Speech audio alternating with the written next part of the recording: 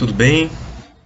Aqui é o professor Fabrício Pereira e vamos para mais uma videoaula. A aula de hoje eu intitulei Projetos de Emancipação. Eu vou tratar de dois projetos de emancipação no Brasil e comparar esses projetos com o projeto bolivariano, com o projeto do Simão Bolívar, na América Hispânica. Então, eu vou apresentar, no caso brasileiro, dois projetos que são, cada um a seu modo, cada um de uma certa forma, iluministas, ilustrados. Um mais conservador, né? Conservador no sentido original do termo, de mudanças controladas, mudanças pelo alto, como o conceito de conservadorismo se assumiu, se significou, né? Foi significado no início do século XIX. Tá? Então esse projeto é o projeto monárquico constitucional do José Bonifácio de Andrade Silva.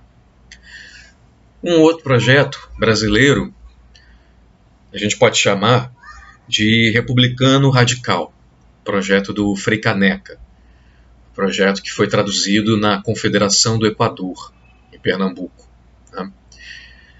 Assim, a bem da verdade, nenhum desses dois projetos, tanto do Bonifácio quanto o do Frei Caneca, vingaram. Nenhum deles vingou. Depois de anos de revoltas e de instabilidade no Brasil, prevaleceram, a partir dos anos 1840, a Constituição outorgada de 1824, e prevaleceu uma monarquia baseada no poder moderador. Prevaleceu, então, o que o José Murilo de Carvalho chama de elite de Coimbra, elite coimbrã, que entendia o Império do Brasil como o sucessor, o sucedâneo, a continuação, o desdobramento natural do Império Português. Essa aula, então, é, de certa forma, uma aula sobre projetos derrotados, mas que seguiram como referências. Então, me refiro tanto ao projeto do Bonifácio quanto ao do Frei Caneca como derrotados ou parcialmente derrotados, mas também ao do Bolívar, né? Parcialmente derrotado também. Eu vou apresentar o projeto do Bolívar no final da aula, através da Carta da Jamaica, conhecida Carta da Jamaica, o texto mais importante dele, Carta de Jamaica, do Simão Bolívar, de 1815. Apresentar esse texto do Bolívar no final da aula, acredito que vai ajudar a fazer entender algumas diferenças entre as emancipações hispano-americanas e a brasileira. De todo modo, né, se a América Hispânica teve independências republicanas mais radicais, mais violentas, menos controladas pelo alto, se, por exemplo, ela acabou com a escravidão formal, por outro lado, ela se fragmentou em várias repúblicas. Né? Então, o projeto do Bolívar é também parcialmente um projeto derrotado, na medida que o Bolívar pretendia a unificação de toda a América Hispânica. Mas vamos deixar isso para o final e começar pelo Bonifácio, especificamente pela representação à Assembleia Geral Constituinte e Legislativa do Império do Brasil sobre a escravatura. Esse documento foi produzido, a princípio, para servir de justificativa de um projeto de lei que seria apresentado pelo então deputado constituinte Bonifácio, representante na Constituinte da província de São Paulo, na primeira Assembleia Constituinte do Brasil, recém-independente, na Assembleia que se reuniu em 1823. Mas com a Assembleia sendo dissolvida pelo Pedro I, Bonifácio foi preso e deportado. E daí, esse texto, essa obra, veio à luz, veio a público em 1825, publicada em Paris. Nesse texto, o autor usou diversos argumentos contra a instituição da escravidão no Brasil. Logo no princípio, ele afirmou que o jovem Império do Brasil iria sucumbir se não extirpasse o cancro da escravidão, o câncer da escravidão, né? Um país baseado no vício e na crueldade, segundo ele, seria um país fadado ao esfacelamento. Daí ele começa por demonstrar a vitória do ideal abolicionista na Europa, já naquele momento, né, nos anos 1820. Passa a descrever, então, o tratamento desumano dado aos escravos no Brasil, e como esse tratamento e a própria escravidão iriam contra os ensinamentos cristãos. Bonifácio se apresenta como um autor cristão, né? Ele passa então dos males causados aos seres humanos escravizados aos males provocados pela escravidão ao país e à sua própria elite. Bonifácio argumenta que o jovem país simplesmente não ia se consolidar como uma nação, mantendo grande parcela da população como estrangeira, né, dentro do seu próprio território. Para o Bonifácio, esse contingente populacional enorme logo ia passar a ser inimigo do próprio país e adotar uma postura rebelde, que o autor considerava, nesse caso, justificável, né? O Bonifácio utiliza aqui o exemplo da revolução na ilha caribenha de São Domingos, né, do Haiti, a Revolução do Haiti, que foi a primeira rebelião escrava vitoriosa nas Américas, que levou à independência do Haiti. E o Bonifácio temia, então, pela possibilidade de algo parecido ocorrer no Brasil. E esse medo do Haiti, esse temor de que poderia ocorrer no Brasil um novo Haiti, era um temor muito presente entre as elites brasileiras dessas primeiras décadas do século XIX. Era um terror visceral. E acredito que, de alguma maneira, subconscientemente, esse terror de que possa ocorrer no Brasil um novo Haiti ainda está presente na elite brasileira. Mas eu não vou discutir isso aqui nesse momento. Voltando ao texto do Bonifácio, ele se dirigiu diretamente nesse texto aos senhores de escravos, no caso, em grande parte, aos colegas dele, até de Assembleia Constituinte, né? Tentou dialogar com eles. Tentou desmistificar um a um os argumentos utilizados pelos defensores da escravidão, especialmente o de que seria um ato de caridade trazer os africanos para uma terra mais amena, né, e ensinar para eles o Evangelho. Então, a escravidão como um ato de humanização, né, como um ato de caridade, enfim, de civilização. O Bonifácio discordava disso. E também usou argumentos econômicos além desses argumentos morais e religiosos, né? Bonifácio tentou demonstrar que a escravidão não era economicamente viável. Os escravos produziam pouco, eram potencialmente perigosos e morriam cedo, né? Viviam em média 6, 7 anos na lavoura, né? Os escravos urbanos, os escravos de ganho viviam mais na média. Os escravos da lavoura, que eram a grande maioria, né, que sustentavam a produção brasileira de monocultura, morriam muito rápido. Então não seria um investimento muito vantajoso, segundo Bonifácio. O Bonifácio defendia no texto, em contraposição a esse quadro, a lucratividade do trabalho assalariado, né? Ele afirmava que só com o fim da escravidão a indústria no Brasil ia se desenvolver. Um interesse que era ainda muito longe de ser majoritário naquele momento, quando muitos membros da elite brasileira julgavam que o país era vocacionado naturalmente para a agricultura, que não deveria investir na sua industrialização. Para suprir a falta de braços na lavoura que o fim da escravidão talvez provocasse, o Bonifácio sugeriu 2 caminhos: a civilização geral dos índios do Brasil, que foi apresentada como projeto de lei complementar a esse, né, entendido como necessário para o pleno cumprimento desse, do fim da escravidão. E o segundo caminho, a repressão à vadiagem e à mendicância. Bom, No outro projeto, o Apontamentos para a Civilização dos Índios Bravos do Império do Brasil, o Bonifácio defendeu catequizar e aldear os indígenas de uma forma distinta do que vinha sendo feito até então, mais humana em relação ao que vinha sendo feito desde os primeiros contatos. O Bonifácio apontava que os indígenas adotavam comportamentos imorais. E o pior, né? Cito, não tem ideia de prosperidade, nem desejos de distinções e vaidades sociais, que são as molas poderosas que põem em atividade o homem civilizado. Mas para o Bonifácio, não era impossível, abro aspas de novo, converter esses bárbaros em homens civilizados. Mudadas as circunstâncias, mudam-se os costumes. Até porque, né, abro aspas do fala de novo para o Bonifácio, o homem primitivo nem é bom nem é mau naturalmente. Rousseau, né? É um mero autômato, cujas molas podem ser postas em ação pelo exemplo, educação e benefícios. Então, não falta aos índios bravos o lume natural da razão. Aí tem uma visão aí do homem, vamos chamar primitivo nas palavras dele, né?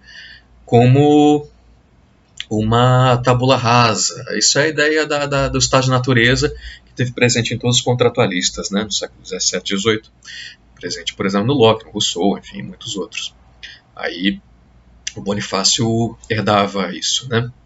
Bom, a ideia do Bonifácio era copiar e aperfeiçoar as reduções jesuíticas, que para ele era um case de sucesso, né? Para ele e para a Igreja Católica até hoje. De todo modo, o Bonifácio considerava os índios os legítimos senhores das terras, olha que legal, das terras que ainda lhes restavam, e considerava os brancos usurpadores dessas terras. Então, ele era favorável a que os indígenas, que as terras não fossem mais tomadas dos indígenas, a partir dali fossem compradas, né? Como vinha sendo feito, segundo ele, nos Estados Unidos da América, já naquele momento. O Bonifácio destacava a necessidade de desenvolver um senso de individualidade e de propriedade nos indígenas, para que eles se tornassem mais trabalhadores, mais industriosos e menos preguiçosos, né? Além, obviamente, de educar os indígenas na fé cristã. Vocês veem, então, como o projeto para o fim da escravatura, para o fim lento e progressivo da escravatura, é um projeto que é conectado com esse da civilização dos índios bravos, né? Os dois complementam, na verdade. Então, a argumentação do Bonifácio nesses dois projetos se baseia em três pilares, que ele faz questão de afirmar sempre. Um, na natureza, o direito natural, né? Aí é aquela coisa dos direitos de natureza, do homem anterior ao contrato social, né? Um certo mito, de certa forma, até certo ponto, do bom selvagem. O outro ponto é a religião, né? A fé cristã, o cristianismo, em particular o catolicismo. Apesar do Bonifácio ser um baita de um maçom naquele momento, né? Um dos introdutores da maçonaria no Brasil. O terceiro ponto, mas os maçons eram cristãos, né? Eles tinham um certo problema com a hierarquia da Igreja Católica, propriamente, com a instituição Igreja Católica, mas eles eram cristãos. Finalmente, o terceiro ponto que o Bonifácio toca sempre nesses projetos é o que ele chama de sã política, uma política filha da razão e filha da moral, né? Então aí uma baita influência nesse ponto iluminista, né? É, portanto, um pensamento racionalista, né, gente? Um pensamento ligado ao iluminismo, com o qual o autor teve contato nos seus muitos anos em Portugal, de formação e de trabalho de serviços para o Estado português. Ainda que esse iluminismo que o Bonifácio assumiu, com o qual ele teve contato, era aquele iluminismo ibérico, né? Associado com um despotismo esclarecido do Marquês de Pombal. Então, um iluminismo diferente da matriz francesa, com a qual ele teve contato também. Ele teve na França, enfim, teve em outras partes da Europa. Alemanha, na Suécia, ele rodou bastante pela Europa durante muitos anos. Mas esteve principalmente em Portugal e como funcionário do Estado português. Então, em grande medida, é esse iluminismo ibérico, esse iluminismo lusitano, que já era uma adaptação das ideias francesas e inglesas a uma realidade específica. Então, a adaptação que o Bonifácio faz ao Brasil é uma adaptação de uma adaptação, né? Tem muita mediação aí. De qualquer forma, dá para classificar o Bonifácio como um homem da ilustração, um homem racionalista, um homem iluminista, mas com um discurso impregnado, claro, pela moral, né, e pela fé cristã. Obviamente não há contradição intrínseca entre iluminismo e fé cristã, mas nesse caso aqui, a fé cristã tem uma força muito grande, o cristianismo, os valores cristãos, tem uma força muito grande aqui. E o Bonifácio projetava, claro, como parte da elite de Coimbra, ele projetava transições pelo alto, né? Revoluções, restaurações, transições conservadoras, reformas conservadoras, né? Ele projetava tudo isso, mas com uma posição um pouco mais, vamos dizer, progressista do que outros colegas da época, da elite da época, né? O Bonifácio defendia a igualdade natural entre as raças, a partir do momento em que ele acredita na possibilidade de que é possível civilizar índios e negros, né? E ele afirma que os escravos são feitos à imagem de Deus. Bonifácio acredita que membros de ambas as raças podem se tornar cidadãos, em pé de igualdade com os brancos, constituindo a nação brasileira em construção. No entanto, aqui se trata de uma igualdade física, mas não cultural, né? Bonifácio defende a superioridade da cultura cristã. Para ele, civilização é a cultura cristã, né? A cultura europeia, a cultura branca. Então ela é superior à africana e à indígena. De fato, a africana, que ele joga tudo no mesmo saco, africana e indígena, tudo a mesma coisa, né? Então ele não chega a ser cultura, né? São crenças, superstições, paganismos, né? Não chega a ser cultura, quanto mais civilização, né? Bom, a partir do momento que ele consegue mirar o outro, olhar o outro como um igual, ou como um igual em potencial, ao mesmo tempo ele anula a cultura do outro, porque ele classifica essa cultura como inferior e efetivamente muitas vezes nem classifica como uma cultura, classifica como superstições mesmo, como eu falei, né? A situação da elite brasileira naquele momento é fundamental para compreender o contexto no qual os projetos de extinção gradual da escravidão e de civilização dos índios bravos foram produzidos pelo Bonifácio. Se tratava de uma elite conservadora, comandando um processo potencialmente revolucionário de construção de um novo país e de uma nova nacionalidade. Tudo que essa elite queria era controlar esse potencial revolucionário, né? Abafar isso daí. Ao mesmo tempo, essa elite conservadora se esforçava para que aquela sociedade se mantivesse estruturada em grande parte da mesma maneira, exatamente da mesma maneira que estava enquanto existiu o exclusivo colonial, o pacto colonial, a colonização. A única diferença que eles queriam, basicamente, era acabar, né, com o vínculo com Portugal. Mas a organização da sociedade, a organização das instituições deveria se manter o mais perto possível do que ela sempre tinha sido. Então, para o patriarca da independência, nosso querido Bonifácio, seria exigir demais que ele assumisse posições fora do seu tempo, fora do seu lugar e fora da sua posição social. O Bonifácio fazia parte de uma elite conservadora muito ciosa da sua posição, né, para a qual simplesmente estava fora de cogitação a superação do regime de trabalho escravo. Então, nesse sentido, Bonifácio está alguns passos à frente dos outros membros da elite brasileira que acabaram prevalecendo, né? Exemplo, se o Bonifácio queria o fim da escravidão em 4, 5 anos, e nesse processo oferecendo educação para os africanos, para os negros, né? E nesse processo a longo prazo propondo que eles pudessem se tornar cidadãos, se educados e católicos fossem, né? Os colegas de elite dele, efetivamente, foram fazer a abolição da escravidão mais de 60 anos depois, né? 64 anos depois. Tá? É um exemplo. Enfim. Mas então, nessa disputa intra-elites que se dava na Assembleia Constituinte de 1823, dá para dizer, consequentemente, que o Bonifácio se situava até num campo mais progressista, sendo algo incomum essa defesa veemente da abolição da escravatura naquele momento, ou a defesa da integração dos índios na sociedade brasileira, ou a defesa da indústria nacional, ou a defesa de um uso racional dos recursos naturais, um uso racional da terra.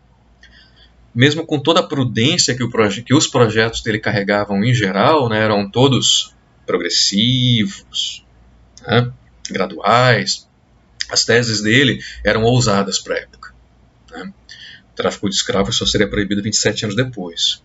Os indígenas continuaram sendo massacrados até o século XX e até o XXI, né, gente? Opa, beleza. E a gente continua devastando a natureza até 2021 e não vai ter volta mais esse negócio. A gente vai acabar com a nossa natureza inteira aqui. E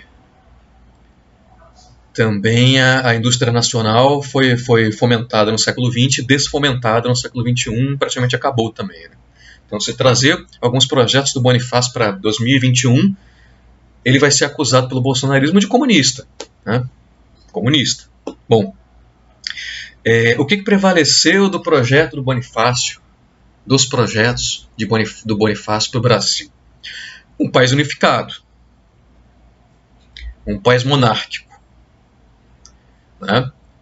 Mas com reformas pelo alto mais lentas do que ele gostaria, e tendo como chave a solução absolutista, autoritária do poder moderador, né? Que era um elemento absolutista inserido na monarquia constitucional brasileira. Nesse processo de lentíssimas transformações pelo alto, de manutenção da estabilidade, da unidade e da monarquia no Brasil, ao fim e ao cabo, depois de uns 20 anos de guerras civis, a gente pode somar muitos derrotados e pode somar muitos mortos nesses processos, né? Todos. Um dos mortos foi Frei Caneca. As elites pernambucanas, naquele momento, né, e o açúcar, né, de Pernambuco, naquele momento, bom, era uma elite, a elite de Pernambuco, decadente, há um tempão, né? Decadente em grande medida liberal. Liberal porque decadente, talvez, né? Mas o fato é que essas elites pernambucanas desenvolveram aí na primeira metade do século XIX uma tradição revolucionária, né? Até chegar na Revolução Praieira, em 1848, que foi o primeiro momento em que a expressão socialismo foi mencionada num texto no Brasil. Bom, o nosso querido Frei Caneca, nosso Frei Rossoniano, participou da Revolução de 1817 e participou da Confederação do Equador em 1824. Lá que ele foi assassinado, né, pelo Império do Brasil.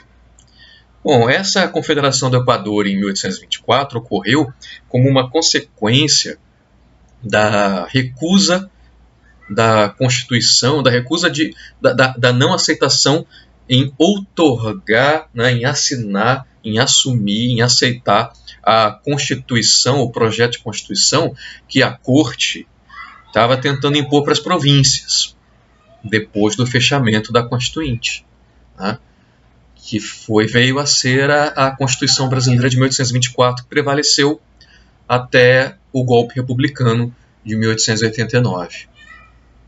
Essa Constituição foi escrita basicamente pelo Dom Pedro, por um gabinete de colégio, de amigos do Dom Pedro I, o famoso Chalaça, mais um ou outro, mas o Dom Pedro I foi um dos autores da Constituição que acabou sendo imposta às províncias, né, aceita pelas províncias. Não por Pernambuco aqui nesse momento, né, que recusou a Constituição, e a justificativa era, primeiro, por não ser liberal, mas contrária à liberdade, independência e direitos do Brasil, e apresentada por quem não tem poder para o dar, né, pelo imperador. Segunda razão para recusa, por envolver o seu juramento perjúrio ao juramento cívico em que se prometeu reconhecer e obedecer à Assembleia Brasileira Constituinte e Legislativa. Bom, o Frei Caneca defendia que a Constituição é um pacto social, que não há sociedade sem governo estabelecido dessa forma, e que a corte procurava estabelecer um despotismo asiático, uma expressão que aparecia no pensamento, na teoria política aí lá do século XVIII, né, Montesquieu e outros autores, despotismo asiático. A soberania, segundo Frei Caneca, pertencia à nação, não ao imperador. Portanto, o imperador era uma fonte ilegítima de emanação de qualquer projeto de constituição. O Frei Caneca propunha como alternativa um governo representativo e federativo. Apresentou na Confederação do Equador as bases para a formação do Pacto Social, que foi basicamente ele que escreveu, né?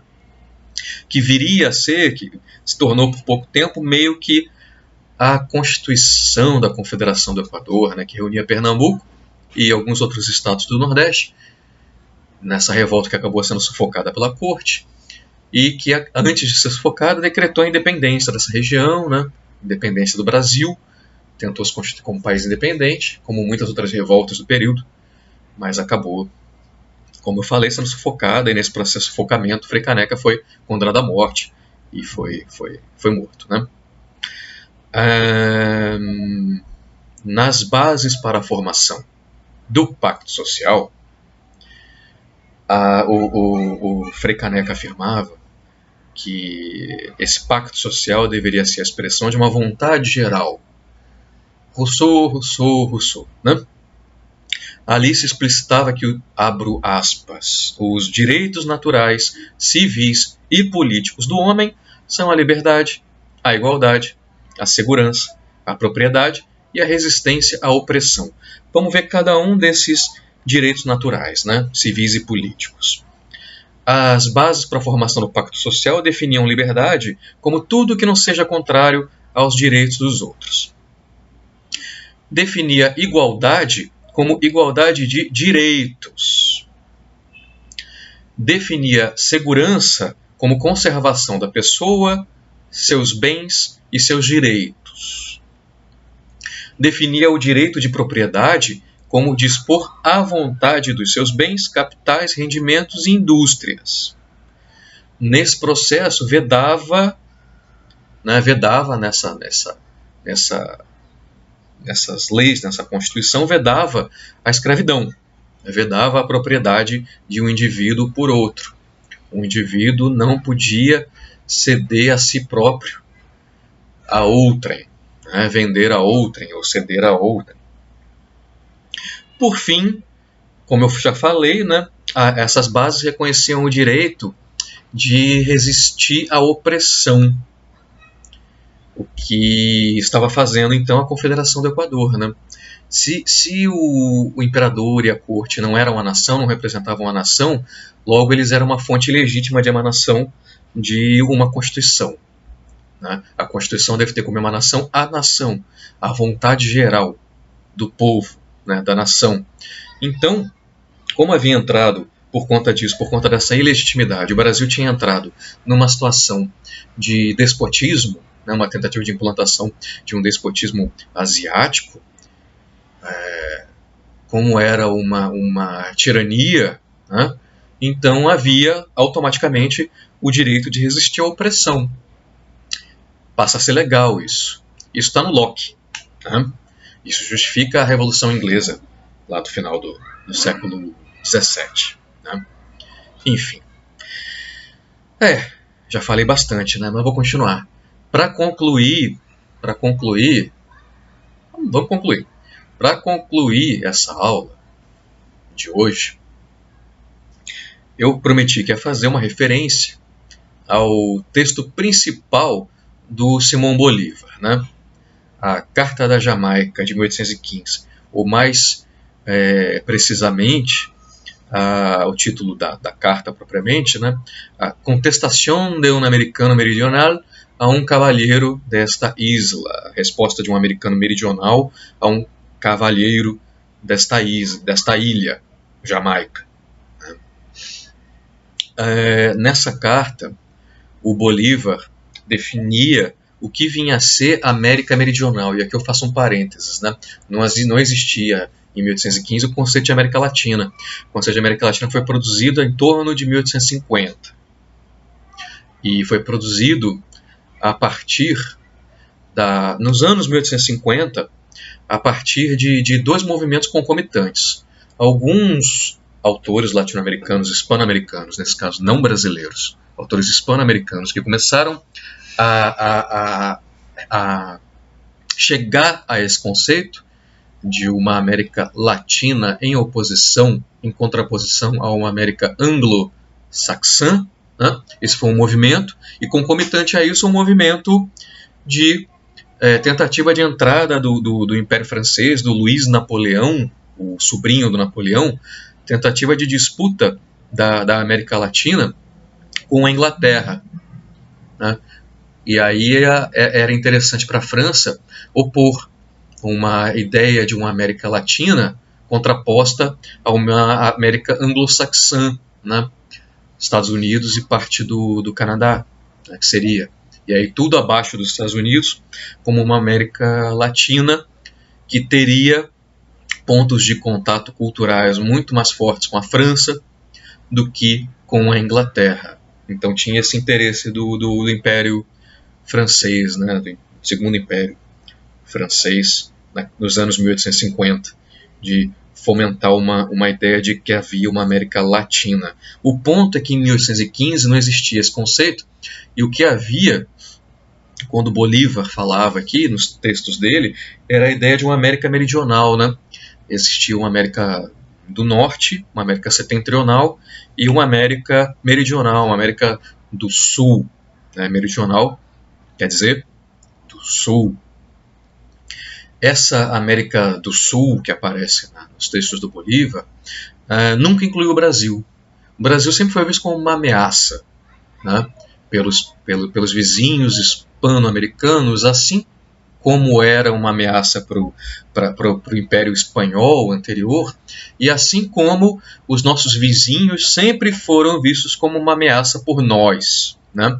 O Império do Brasil sempre teve como inimigos potenciais os vizinhos da América Hispânica, sempre assim, passando pelo domínio, pela disputa pela Bacia do Prata, entre outras questões importantes, várias disputas de fronteira, né, no norte do Brasil, e por aí vai. Então o Brasil sempre se viu como algo, no século XIX, né, como algo estável, unificado,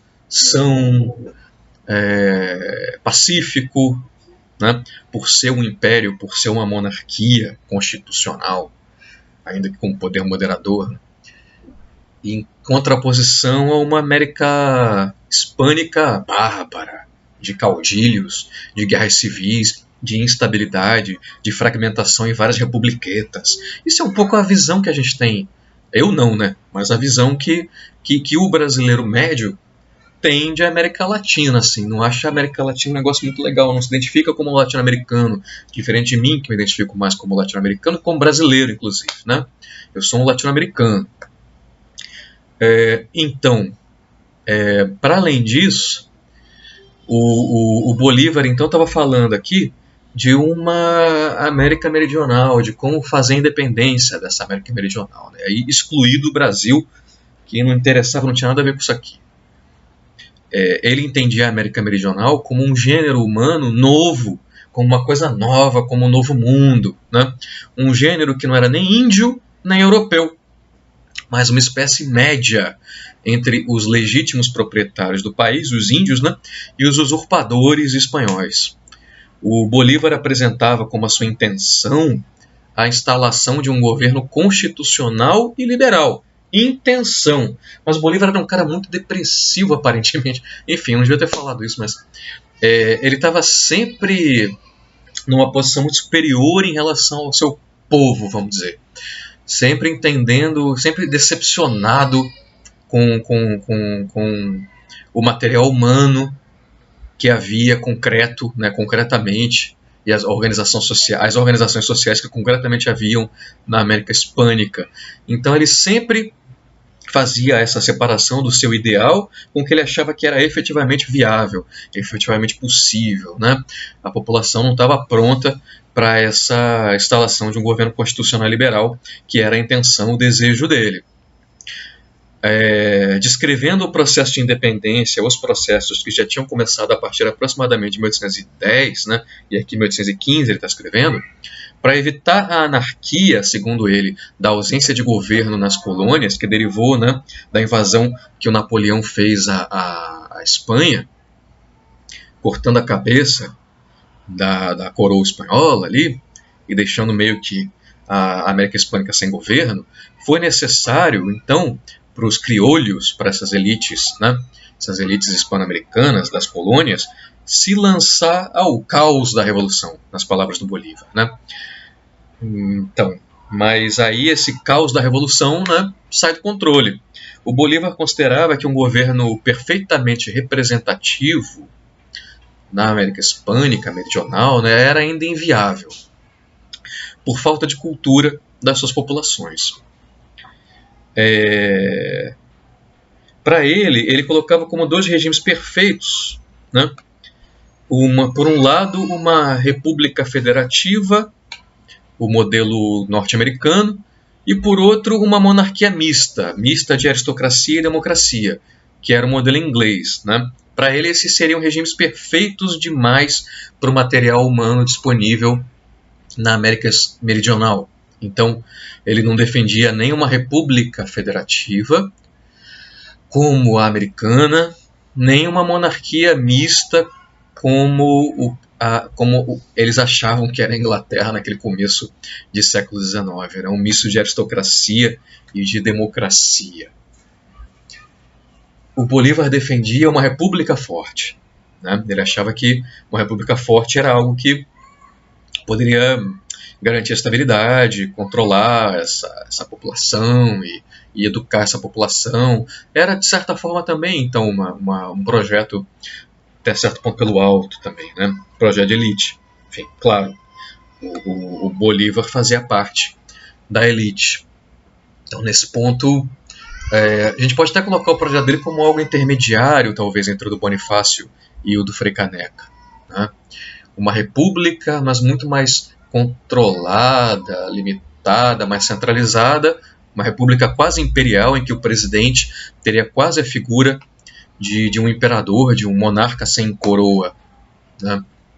Seria assim quase a figura do ditador romano, lá da República Romana, um Júlio César, assim. Essa era a minha referência do Bolívar. Então não era tanto a república russoniana da vontade geral, das federações de pequenas repúblicas do Frei Caneca. Vamos colocar então o Bolívar no meio, entre o Frei Caneca e o Bonifácio, né? O Bolívar foi o que mais ou menos o Bolívar acabou implantando na Gran Colômbia, quando conseguiram efetivamente fazer a independência e unificar algumas das ex-colônias, né? Colômbia, Venezuela, Equador e o que depois veio a ser o Panamá, né? Nessa região ele se tornou o presidente, né, da Gran Colômbia por alguns anos, nos anos 1820, até ser derrubado por golpe militar, e ele se tornou assim e aí essa Gran Colômbia se esfacelou em vários países, né? Mas ele, nesse período que ele foi presidente, ele assumiu essa postura meio imperial, assim, né? De ter garantias constitucionais, garantias na Constituição legais para tomar decisões duras, né? Ser meio temporariamente, poder em alguns períodos temporariamente assumir assim a figura do ditador romano, que era o que havia na época da República Romana mesmo, né? A figura do ditador, assim, era nesse sentido. Era algo temporário, provisório, que estava previsto nas leis e tal. Bolívar efetivamente fez isso, adotou isso, né? Ele dizia na Carta da Jamaica que ele desejava uma confederação de todas as províncias de colonização espanhola, mas que naquele momento ele considerava isso impossível. Só que depois, na década seguinte, ele tentou, né, 1824, 25, 26, ele tentou reunir um grande congresso da América Hispânica sem Brasil, sem o Império. Né, ele tentou fazer um congresso das repúblicas, né, hispânicas, para tentar formar uma confederação, né, não uma federação, mas uma confederação, que é um negócio mais solto, com mais autonomia de cada parte, né, de cada estado, cada província. Confederação é algo muito mais solto que uma federação. Uma confederação só cuida, é uma união para fins externos, né, de representação externa, para fins militares, de defesa da região e tal. Então ele tentou montar nos anos 1820 uma confederação. Aqui em 1815 ele dizia que achava que era impossível, mas ele oscilava muito. Num ano ele estava mais otimista, no outro ano ele estava mais pessimista. Dependia das derrotas e vitórias dele nas várias tentativas de independência que ele tentou fazer na Venezuela, para finalmente conseguir efetivar essa independência. Ele fez várias tentativas para conseguir efetivar isso finalmente, e aí depois sair na sua gesta libertadora fantástica, com tropas, cavalarias pela América Hispânica, ajudando a libertar outras regiões, né, o Peru, a Bolívia, o Chile, enfim, se unificando com outros libertadores da América, o campeonato, né, que a gente tem de futebol, como o O'Higgins, né, como o San Martín, o Sucre, enfim, os libertadores de outras regiões. Mas o Bolívar é o grande libertador. Na Carta da Jamaica, para terminar, ele falou, né, a união é o que nos falta para completar a obra de nossa regeneração. No entanto, nossa divisão não é estranha, porque tal é o distintivo das guerras civis, formadas geralmente entre dois partidos, conservadores e reformadores.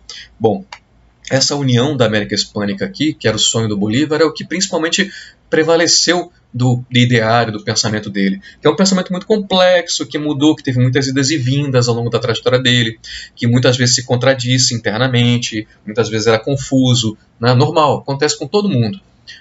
Mas o que ficou realmente do projeto do Bolívar é a ideia da unidade latino-americana, ao qual depois tentamos começar, né, nós aqui tentamos começar a nos integrar como brasileiros, né? Setores mais progressistas aí da sociedade brasileira, da política brasileira, começaram a se identificar, da intelectualidade, da universidade, começaram a se identificar com esse projeto, um ou outro, né?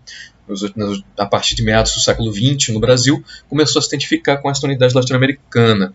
O ponto é que o que ficou de principal do Bolívar é a ideia da unidade latino-americana. No caso dele, não latino-americana, no caso dele, hispânica, né? A unidade hispano-americana. E aí,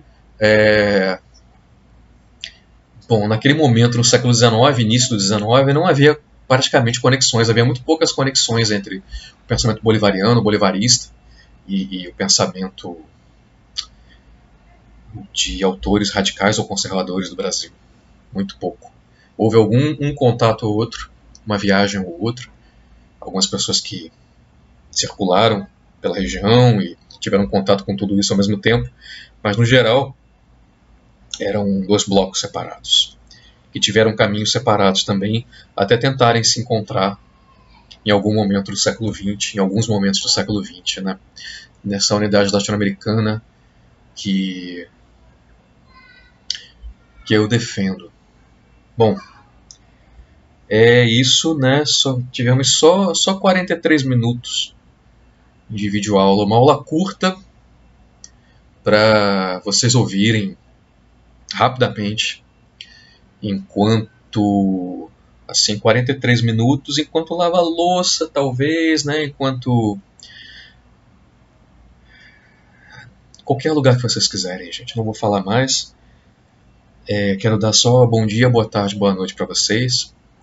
E espero que vocês tenham gostado.